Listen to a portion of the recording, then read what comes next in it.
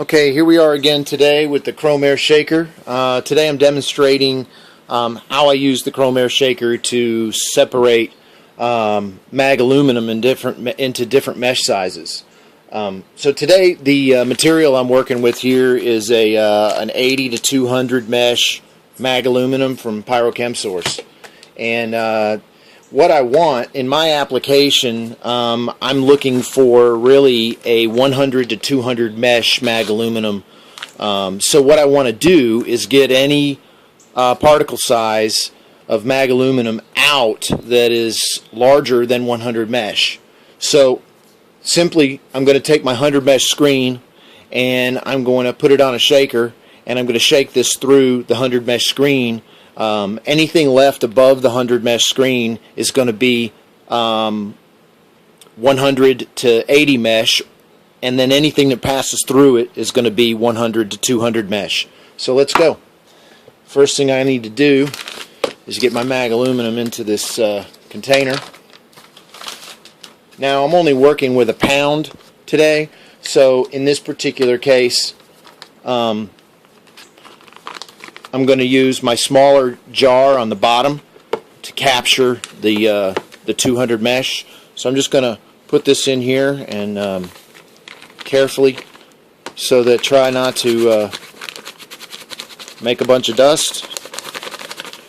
I'm going to let that settle for just a second here.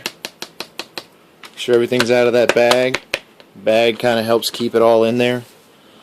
Alright, and that'll be that. Close this baby up. Then we're going to take the 100 mesh Chrome Air Shaker. We're going to screw that on. Make sure it's tight. We're going to go with the smaller half-liter jar on top. Make sure that's tight. Turn it over. Here we go. So I'm going to start shaking that down. Once again, I got to keep this a little further away from the camera so I don't make us all go crazy. I find with the metals, it helps if you go backwards a little bit. Instead of keeping it all pressed up against the screen, what happens is the screen is going to get clogged with the 100 to 80 mesh. So if I just go backwards once or twice, up and down a lot, then that helps all the larger pieces move out of the way, allowing the smaller material to shake down. So I want to do this for at least a minute, maybe longer. Really depends on how much material I actually really need to use. And in this case, what I want to do is make sure that I really get full separation on this, because I don't want to just take out some of the 100 to 200 and leave the other in, and then have an unbalanced material left over for later usage. So again, shake it, swirl it, back and forth, up and down.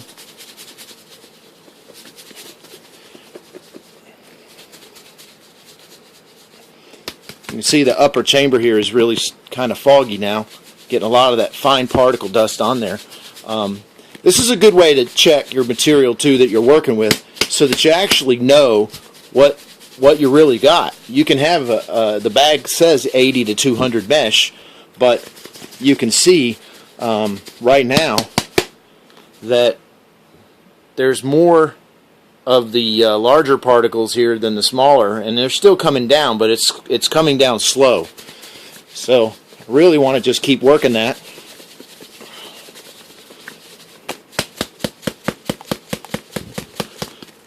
Now when you're working with metals too, you got to remember that the metals, unlike all the other material, are going to want to clog up your screen. So that's why it's important to reverse it up and down, shake it back, and allow that those larger particles to fall out of the screen. So by the time you get finished, the screen could potentially be totally filled with the mag aluminum or whatever other metal you're shaking down, if it's aluminum or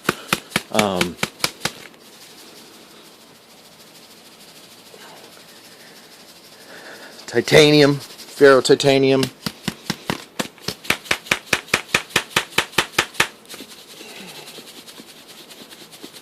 So I'm into this job about a minute and a half to 2 minutes now, and when I shake it this way, I can still see material falling.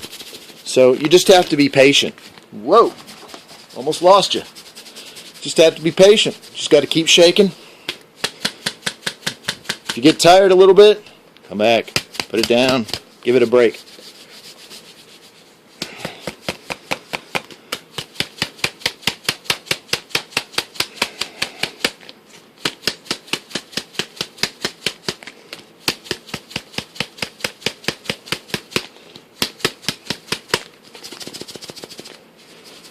Now, I'm going to kind of do a spot check. If I do it like this a little bit, I'm sure you can't see it on the camera, but I can still see if there's fine material falling through the screen when I gently shake it like this. So I can still see it falling. And in this case, I'm doing a small batch. Just wanted to get some of this material out to do a small test. So I don't really need to get every single bit of that 200 out of here, although it would be nice. But for my particular application right now, that's what I need. And I'm looking like I need about 2.34 ounces of 100 to 200 mesh, and I'm probably pretty close to that. Doing a light shake. Once again, I don't see much material falling anymore. There's a little bit. So, I think that's probably good. So what I'm going to do is just give that a minute to settle. Set it down here. Let the dust do its settlement. Now, on the bottom chamber, I can see that it looks pretty good. I'm going to go ahead and take this off the bottom chamber. But before I do, let me get my paper here. So, crack that loose. We'll go ahead and screw this off here.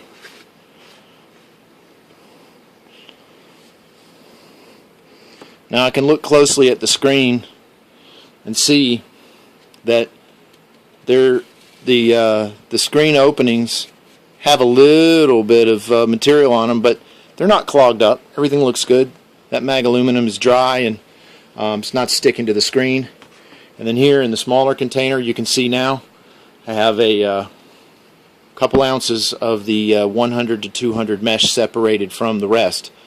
So just to get an idea, once again, I'll take the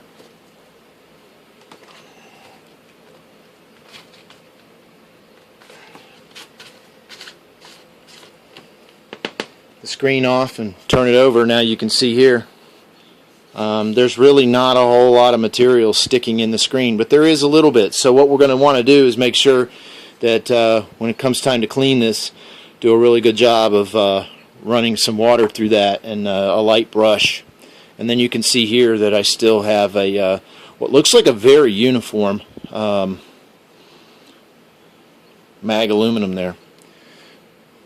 You can see the differences in the size of those. Maybe, maybe not. So anyway, that's the demonstration for the Chrome Air Shaker on doing a separation of mag aluminum. I will then take these materials and actually put them in both in a smaller container. When you're shaking down the mag aluminum or any metal like this, what you really want to do is really you're using this volume of this 1 liter container. Definitely want that volume of the 1 liter container to be available for the material to move around in. So there's my mag aluminum. You want that extra space. You want to be able to shake this and allow that stuff to move around.